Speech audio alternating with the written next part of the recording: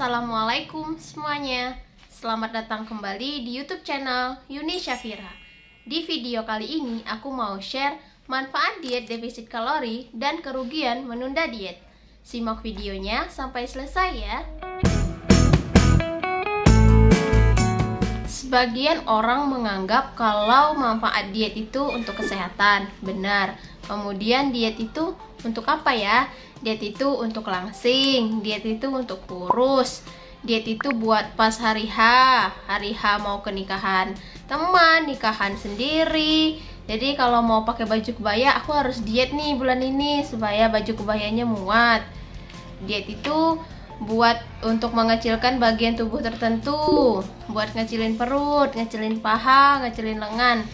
Padahal kalau kamu tahu manfaat diet itu sendiri, mungkin kamu nggak kepikiran untuk melakukan diet itu cepat-cepat. Pengalaman saya pribadi, saat berat badan saya 78 kilo, saya beranggapan saat itu saya masih muda, saya masih sehat. Nggak apa-apa gendut, yang penting sehat. Ngapain sih diet-diet? Susah diet itu, nggak mungkin lah aku bisa kurus. Saat itu langsung saya terkena penyakit asma. Harus tebus obat, harus minum obat sebanyak ini. Dan setiap saya jalan, saya tuh batuk. Nah, saya contohkan ya cuplikannya saat saya batuk. Ini dia.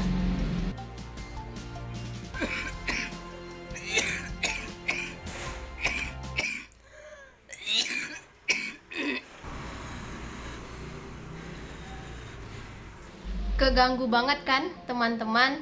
Pastilah. Nafas ini kan sumber utama, sumber kehidupan ya. Kalau sudah salah satu kesehatan tubuh kita terganggu, pasti kita harus cari tahu akibatnya apa. Dokter menyarankan saya untuk diet untuk turun berat badan sebanyak 24 kilo. Melihat angka 24 kilo itu, wah sebanyak itu dokter. Iya katanya, supaya kamu bisa sehat, supaya kamu tidak harus tebus obat ke sini terus. Obat-obat yang saya beli ini kayak inhaler itu harganya 150-an. Itu dalam 1 minggu itu habis teman-teman. Tanpa itu saya nggak bisa ngomong, saya mau jalan itu dada saya sakit. Selain itu, masalah hormonal saya juga terganggu. Apakah ada teman-teman di sini yang memiliki berat badan berlebih, menstruasinya terganggu atau haidnya tidak lancar? Begitulah saya. Padahal sebelum-sebelumnya, saat saya belum gendut atau naik berat badan, haid saya normal-normal aja. Pas saya cek, kok haid saya ini udah terlambat ya, 2 bulan, 3 bulan. Kalau saya sudah menikah, saya beli test pack nih, hasilnya negatif. Di USG nggak ada. Terus apa dong penyebabnya? Masih juga saya, oh nggak mungkin lah, biar aja lah. Masih nggak kepikiran buat diet. Sampai akhirnya 8 bulan saya nggak haid, tes pack negatif. Akhirnya saya memberanikan lagi nih periksa ke dokter. Kata dokter, ini diakibatkan oleh kelebihan berat badan. Setiap bulan saya harus tebus obat, harus nunggu nih di ruang antrian poli kandungan. Saya harus ngantri berjam-jam hanya untuk menebus obat 3 biji. Dan saat haid pun sedikit sekali teman-teman. Pasti itu keganggu banget ya, pasti kepikiran. Biasanya wanita-wanita normal itu haidnya normal, setiap bulannya ada. Lah aku wanita juga, kenapa sih haidnya terganggu? Itu penyebabnya saat saya naik berat badan. Selain itu, saya juga mudah sensian, mudah tersinggung, mudah marah. Nggak ada hal sepele gitu kan. Saya tuh mudah banget marah-marah, emosi saya melunjak. Selain itu, saya juga sulit tidur, sering begadang. Terus saya tuh males mau ngapa-ngapain. Padahal seorang ibu rumah tangga tuh pekerjaannya banyak ya, tapi saya tuh mager aja di tempat tidur. Nah, itu aja yang saya rasakan saat saya naik berat badan.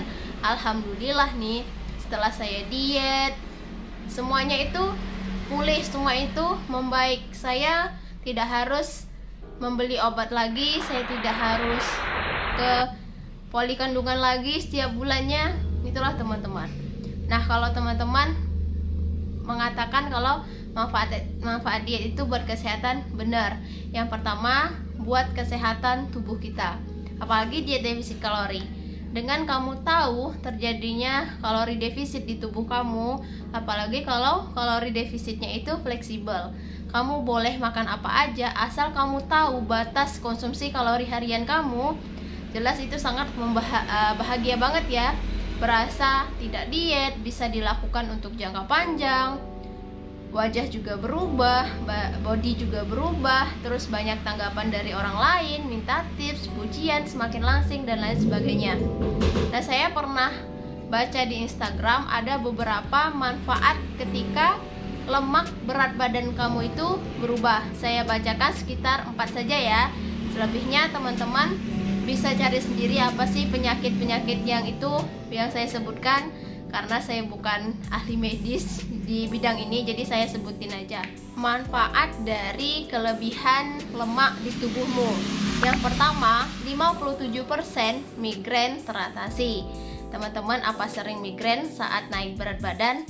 Migrain itu adalah sakit kepala yang disertai mual apabila terkena pantulan cahaya dan suara. Nah, itu untuk penyembuhannya, memanajemen stres, memperbaiki kebiasaan tidur, menghindari pemicu migrain, dan merubah pola makan.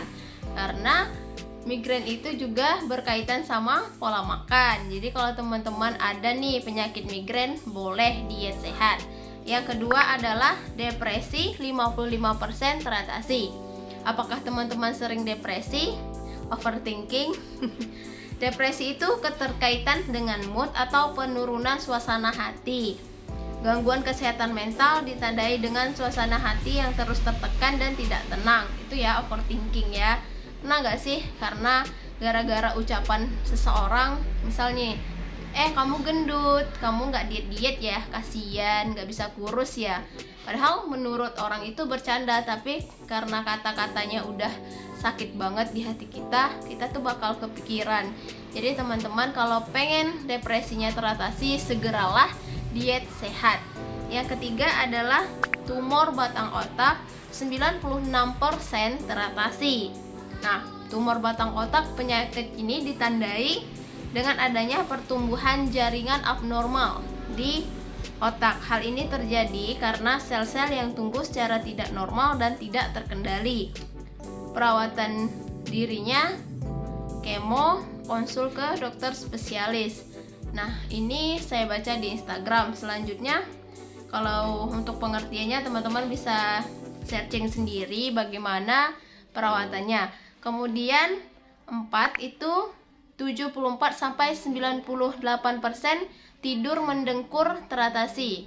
Malu nggak sih sama pasangan kalau kita tidur itu mendengkur, ngorok, bikin berisik aja ya, bikin tidur nggak nyaman, nggak tenang gitu ya. Ayo diet. Yang kelima adalah 63% kolesterol teratasi. Di usia berapa teman-teman terkena kolesterol gara-gara berlebihan berat badan? Ayo diet sehat. Selanjutnya adalah asma, 82% teratasi atau sembuh. Nah, ini saya banget. Alhamdulillah banget, saya bersyukur asma saya sudah sembuh, asma saya nggak kumat lagi. Soalnya mau jalan aja atau mau mandi itu susah teman-teman, engap, nggak bisa bernapas. Misal ada orang ngomong, kalau bisa gitu kita stopin, ya udah jangan ngomong lagi, aku nggak bisa ngomong gitu. Selanjutnya adalah 80% penyakit liver teratasi. Steatosis meningkat, 37% inflamasi berkurang, 20% fibrosis berkurang. Saya nggak paham soal ini, mama. Nah, selanjutnya teman-teman bisa searching ya. Yang ke-8 adalah diabetes tipe 2, 80% teratasi. Ayo diabetes tipe 2. Jangan sampai kita terkena diabetes gara-gara gaya hidup kita yang tidak sehat. Jajan sembarangan, nggak tahu tuh berapa batas konsumsi minyak, berapa batas konsumsi gula, gulanya double, belum lagi makanan malamnya. Mulai sekarang teman-teman harus sadar, karena saya baca-baca di TikTok atau di Instagram itu banyak yang usianya masih muda itu kena diabetes tipe 2. Selanjutnya adalah 9. Kista pada ovarium. 79% hirsutismus berkurang, 100% gangguan menstruasi sembuh. Nah, ini saya juga. Ya Allah, ini manfaatnya tuh luar biasa banget. Selain kurus langsing, selain angkat timbangan tuh, manfaat dietnya tuh luar biasa. Seneng banget gitu. Alhamdulillah menstruasi saya lancar, nggak harus minum obat lagi. Pokoknya mantap diet sehat ini kalau bener-bener teman-teman tuh tekuni dengan sabar gitu ya, berproses. Kemudian adalah 95% penyakit varises teratasi. Nah, yang penyakit di bagian lutut ya, ada varises akibat kaki kita ini udah menopang beban tubuh yang terlampau berat. Itu. Kemudian ada yang ke-11, 95% kualitas hidup meningkat. Nah, kualitas hidup mulai dari segi beribadah, kita lebih fokus. Misal kalau kita berat badan tuh, kalau mau sujud aja tuh lama banget karena berat kan. Maaf tuh, ada yang curhat juga ke saya kalau dia BAB atau mau cebok itu susah gitu karena ya lemaknya menutupi, jadi nggak bisa gitu. Kemudian kualitas hidup tuh kita makin percaya diri, kita bahagia. Yang ke-12 adalah penyembuhan. 82% penyembuhan pembuluh jantung atau resikonya berkurang. Nah, jantung, pasti teman-teman udah sering nonton atau melihat banyak dokter yang menyarankan untuk diet sehat karena semakin banyak lemak, maka takutnya nanti lemak ini menutup di daerah jantung sehingga fungsinya terganggu gitu, sakit, tiba-tiba sakit, nyut gitu jantungnya karena lemak kita ini terus bertambah karena pola hidup yang tidak sehat. Selanjutnya adalah hipertensi atau darah tinggi. 52-92% teratasi. 14. Gangguan saluran urin 44-88% teratasi. Ke-15 penyakit persendian 41-76 teratasi. Banyak nih para ibu rumah tangga yang usianya udah 40 tahun ke atas karena kelebihan berat badan, lututnya itu sering sakit karena nggak bisa jalan, dibantulah sama kursi roda. Mau berdiri aja gemeter karena saking beratnya berat badan, otot tulang lutut kita ini nggak sanggup gitu untuk menahan bobot berat badan kita. Selanjutnya adalah asam urat. Asam urat 41-75% teratasi. 17. Tingkat kematian 89% berkurang dalam setiap tahun. Nah, salah satu penyebabnya obesitas berkurang gitu ya, karena angka obesitas kita obesitas yang tertinggi di dunia. Iya kan? Iyalah, begitulah. Nah, terus Mbak, dengan defisit kalori ini berarti kita tahu batasan konsumsi kalori harian. Contohnya saja, kamu dikasih uang seberapa? 100.000. Kalau kamu ingin menghemat, artinya kamu harus menabung. Kalau kamu nggak hemat, otomatis kamu akan menambah biaya. Artinya kamu harus tahu itulah jatah kalori harian kamu supaya tergantung target diet kamu. Kalau kamu mau diet turun berat badan, artinya defisit kalori. Artinya kamu simpan sedikit dari uang kamu itu supaya kamu mencapai tujuan kamu. Kalau uang nih, kamu mau nabung, uang itu buat beli alat olahraga. Kamu punya uang 100.000, kamu sisihkan sehari 10.000. Lama-kelamaan uang itu akan memberikan hasil yang kamu inginkan. Sama juga dengan berat badan. Ketika kebutuhan kalori harian kamu 1.800, kamu diet, kamu defisit perlahan, kamu kurangi 200 dulu per harinya, otomatis lama-kelamaan berat badan kamu akan turun. Tentunya berproses, tidak bisa dihitung seminggu, sebulan, setahun, 2 tahun. 2 tahun udah ada prosesnya. Nah, itu diet itu untuk jangka panjang, bukan musiman. Bukan diet kebelet, bukan mau 2 bulan mau nikah. Jadi kamu searching di Google bagaimana diet cepat kurus 1 minggu dalam 5 hari, tidak bisa. 1 minggu 5 hari gimana sih, turun 10 kilo dalam 5 hari.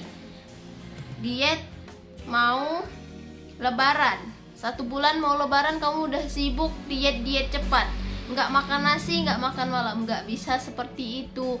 Makanya sekarang kamu harus mempersiapkan diri kamu untuk tujuan kamu, mau berat badan ideal, mau nurunin 5 kilo, mau nurunin 8 kilo, terserah, tergantung target kamu. Yang penting kamu diet sehat, mengatur pola makan, investasi kesehatan untuk jangka panjang. Nah Mbak, kerugian menunda diet itu apa sih? Tentu ada kerugian menunda diet. Yang pertama adalah berat badan makin naik, maka memerlukan waktu yang sangat lama untuk kamu diet. Kalau kamu mulai hari ini, maka otomatis 1 atau 2 kilo ke depan berat badan kamu akan turun. Tapi ketika kamu menunda bulan ini, otomatis bulan depan berat badan kamu akan naik 2 kilo, 3 kilo. Karena berat badan yang naik itu karena pola kebiasaan yang tidak sehat, otomatis akan cepat. Kenapa? Saat kamu diet, berat badan kamu terasa lambat atau lama turunnya karena kamu nggak mau mengatur pola makan. Karena mengatur pola makan itu susah sekali, ya nggak? Nah, makanya dari sekarang ketika kamu nonton video ini, ayo diet sehat. Untuk cara defisit kalorinya, silahkan cek video saya yang ini. Banyak video saya yang share bagaimana sih cara diet perlahan tapi pasti. Yang selanjutnya, makin malas gerak. Ya, ketika kamu menunda-nunda diet, maka tingkat kemageran kamu itu tinggi. Yang awalnya 50%, 60%, maka semakin malas gerak. Kepikirannya, mau makan apa lagi ya? Kita cari makanan apa yang enak ya? Bukan memikirkan bagaimana sih caranya perlahan aku mengurangi cemilan di luar, aku mengurangi minuman yang manis-manis, tapi malah memikirkan aku nggak diet, aku nggak memikirkan diet lagi, aku malas mau olahraga, malas gerak, maka hanya memikirkan makanan yang enak. Padahal hidup tuh nggak melulu soal makan aja ya. Nah, yang ketiga adalah stamina nggak fit. Yes, ketika kamu menunda diet, kerasa nggak sih stamina kamu makin hari makin berkurang? Ketika kamu diet, kamu bisa bahagia. Nah, ketika stamina kamu sudah berkurang, bagaimana? Mau ngangkat ini aja udah nggak kuat. Mau jalan ke depan, mau jalan ke warung aja udah engap. Gimana? Ayo. Nah, selanjutnya adalah perlu dana untuk ganti baju baru atau size baju baru. Ya nggak? Tahun ini kamu ganti size atau rubah size atau pakai baju lama? Kalau saya, baju saya saat masih gadis masih bisa dipakai. Jadi baju saya yang gede-gede itu masih bisa saya pakai. Nggak perlu harus tiap bulannya tuh kita ganti size baju karena kelebihan berat badan. Malu nggak sih saat saya pernah ya, saat cari celana itu, Mbak ada nggak sih Mbak size celananya 34, 35, Mbaknya tuh gimana ya, ada nggak ya, soalnya susah size ini tuh, paling banyak size 30. Ya ampun, masih juga belum sadar saat itu. Nah, selanjutnya adalah kesehatan terganggu. Nah, kesehatan terganggu ini bisa opsi A itu adalah kesehatan fisik ya. Ya, mulai yang tadi saya sebutkan kayak menstruasi terganggu, kemudian nafas ngos-ngosan, malas gerak, kemudian ada lagi kesehatan lainnya yang terganggu, kolesterol dan lain sebagainya. Nah, opsi yang B adalah kesehatan mental. Kamu siap nggak sama kesehatan mental kamu ketika kamu dinyinyirin? Karena kita nggak bisa melakban mulut orang yang terlepas ucapannya sama kita. Mau kita sakit hati, orang itu nggak tahu, kecuali kalau kita ngomongin langsung, aku sakit hati sama ucapan kamu. Kamu jaga ya ucapan kamu, jangan pernah ucapan itu sama aku lagi.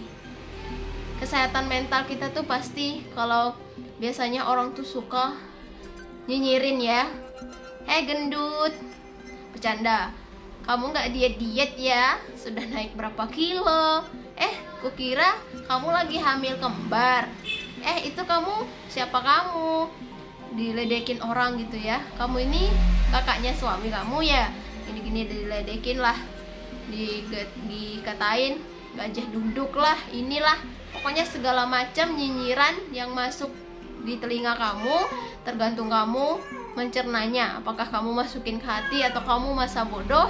Karena nyinyiran ini juga ada manfaatnya, bisa membuat kamu termotivasi untuk diet, atau malah sebaliknya kamu abaikan dan pasrah sama keadaan berat badan kamu. Biarlah, udah sering kok aku diledekin gendut, udah sering kok aku dinyinyirin gendut, udah biasa, udah kebal nih telinga aku, biarin aja. Tergantung kamu. Nah, selanjutnya adalah biaya perawatan nambah. Ketika kamu sakit kepala, demam sedikit, otomatis kamu akan mengeluarkan dana untuk kesehatan kamu. Ingat, sehat itu murah, menjadi mahal ketika kamu sakit. Kok gitu mbak? Iya, sehat itu murah. Kamu hanya perlu minum air putih yang cukup, hanya perlu berolahraga. Kan gratis olahraga ya, olahraga sendiri bisa. Olahraga banyak kok tutorial di YouTube. Kamu hanya perlu makan sayur, makan protein. Nah, menjadi mahal ketika kamu sakit. Saya aja kalau mau demam sedikit beli obat gini. Udah biasalah emak-emak, perhitungkanlah ini untuk obat-obatan aja biayanya berapa. Belum lagi kalau kita masuk rumah sakit, ya gak? Nah, itu aja manfaat dan kerugian ketika kamu menunda diet. Semoga bermanfaat. Ingat, dietlah sehat, diet jangan menyiksa, dietlah enjoy seperti kamu tidak melakukan diet itu sendiri. Semoga bermanfaat. Jangan lupa untuk klik tombol subscribe, like, dan juga komentarnya ya. Share juga ke teman-teman kalian semua. See you next time video. Dah, assalamualaikum semuanya.